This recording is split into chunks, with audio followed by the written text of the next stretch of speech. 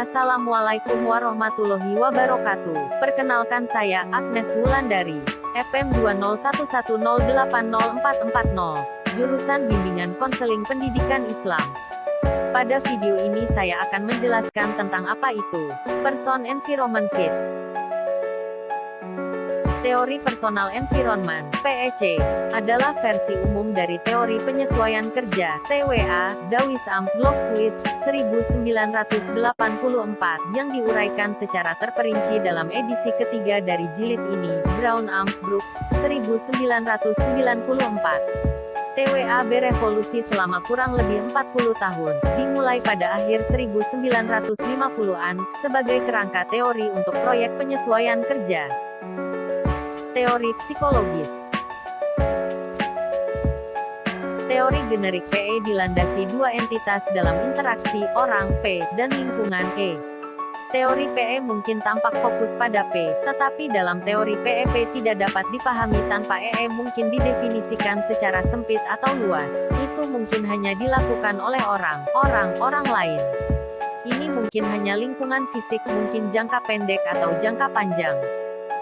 Teori persen informan korespondensi. Teori persen informan, PEC, dimulai dengan asumsi dasar teori P berinteraksi dengan EP dan E adalah aktif dan reaktif. Untuk memulainya, E biasanya E sosial, yaitu E yang terdiri dari teori PS.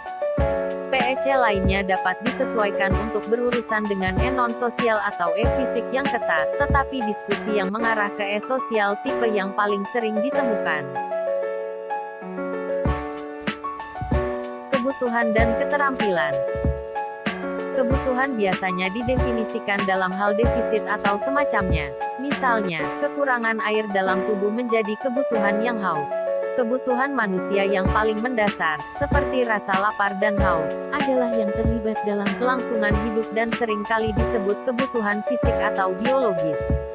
Melalui proses pengkondisian, manusia memperoleh kebutuhan lain yang berhubungan dengan kesejahteraan mereka, lebih dari sekadar bertahan hidup, seperti kebutuhan untuk pengakuan dan kenyamanan. Kebutuhan kesejahteraan ini sering disebut kebutuhan psikologis.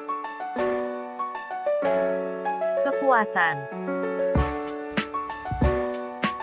Ketika kebutuhan seseorang dipenuhi, kita mengatakan bahwa P puas, dari bahasa Latin, satis, yang berarti cukup. Kepuasan, dalam teori PEC, adalah suatu pengaruh, suatu perasaan yang dihasilkan sewaktu seseorang merasa perlu untuk dipenuhi. Tujuan dari P dan E dalam interaksi mereka adalah untuk mencapai kepuasan. Mencapai kepuasan adalah kekuatan motivasi yang menggerakkan interaksi PE. Korespondensi.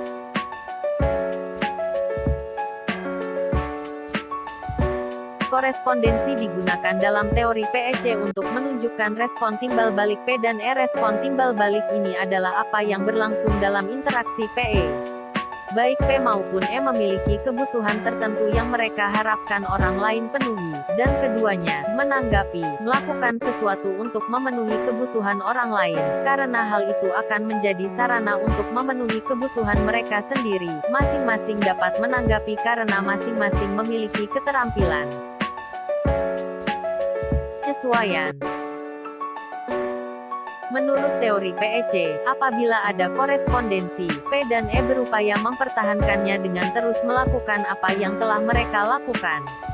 Apabila ada ketidaksesuaian, siapapun yang tidak puas, P atau E atau kedua-duanya, berupaya memulihkan korespondensi dengan melakukan sesuatu yang lain, yakni dengan menyesuaikan.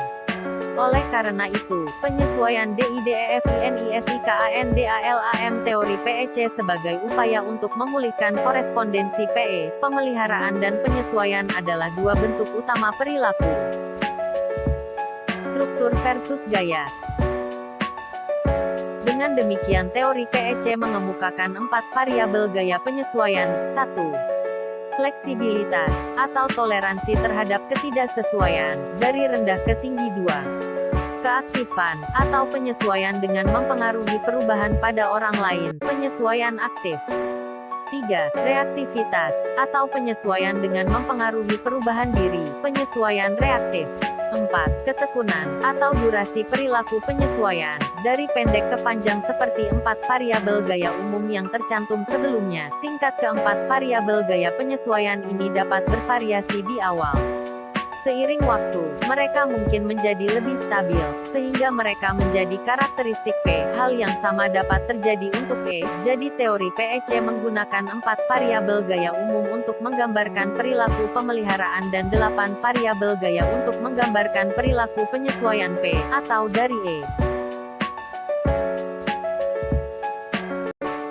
Alasan saya memilih media pembelajaran berupa video animasi ini, karena untuk menambah semangat belajar agar tidak bosan, dan juga akan lebih menarik daripada sekedar.